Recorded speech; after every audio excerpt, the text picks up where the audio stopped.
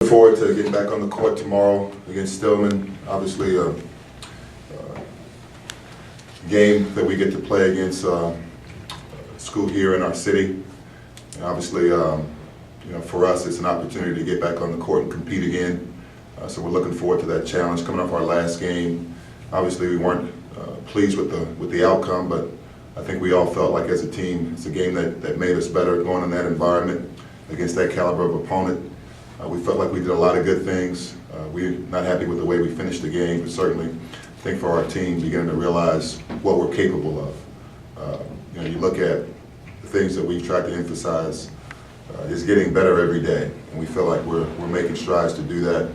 From a defensive standpoint, I think we're beginning to understand what we're capable of. You look at being able to go in their building and hold them to 53 points, about 25 below their season average. The things we talked about from a defending, rebounding, ball security standpoint, I think we want to continue to prove in those areas. But at the end of the day, we don't believe in moral victories. Our guys play to win. We're very disappointed that we didn't get the win. But I think we realize also we're 9 games in. We want to continue to get better. So this next game for us is an opportunity for us to do that. So we're going to take that approach as we move forward for practice today and preparations for tomorrow. Thanks, Coach. Go ahead and do questions. Just raise your hand and we'll bring a microphone over to you. Start with Drew. I guess for Coach, now that you looked at the film, what exactly happened, I guess, in the last 5 or 6 minutes, and what can you, or what kind of correctable teaching moments can you take from that? Well, give Wichita State credit. There's a reason why they won 20 whatever straight games at home. They're a good team. They were able to get us rattled a little bit with the pressure. We had an 11-point lead. I think we realized that we needed to continue to attack. We got a little passive. They took advantage of that. Had some things that went their way in terms of 4 turnovers in the last 6 minutes of the game. I think the last 6 minutes, I think we only scored like 1 point on a free throw. Being able to get stops and rebounds at the end of the game and close the game out.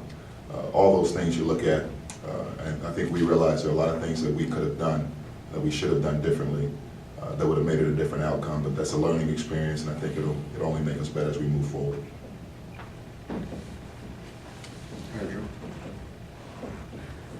I guess for Levi, you're a veteran here. Is it easy to kind of at this point push a loss like that in the back burner, or do you still kind of think about it, or is it pretty easy just to move forward at this point? No, it's like Coach said, it's a learning experience. We went back and looked at the film.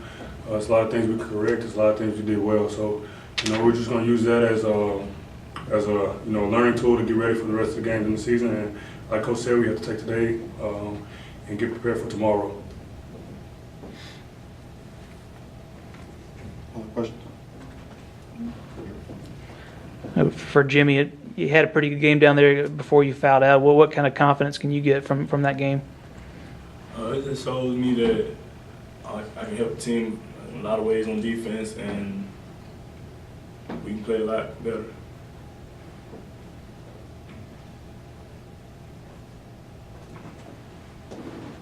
We will Drew back over the season. Yes, for Anthony. Normally you play Division II teams at the beginning of the year. How did this game with Stillman get set up? Is it just something where you wanted to play against a team in Tuscaloosa, or how did that all come about? Well, a couple of things. When you start the season started a week late this week. We were in the preseason tip-off classic in Kansas City, so we were able to get an extra game. We felt like during this stretch it was a great opportunity to get another game in before the holidays, and we also enjoy being able to play, against teams in state. And we had an opportunity to add Stillman to our schedule, and we felt like it'd be beneficial to us and beneficial to them as well. Season. Yeah, for Coach.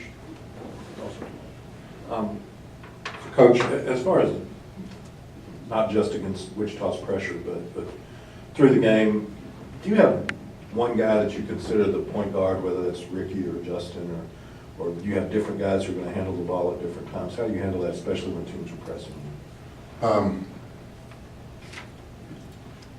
The game of basketball, you don't get time where you can sub, You know, it's not like football where you get an offensive and defensive unit out there.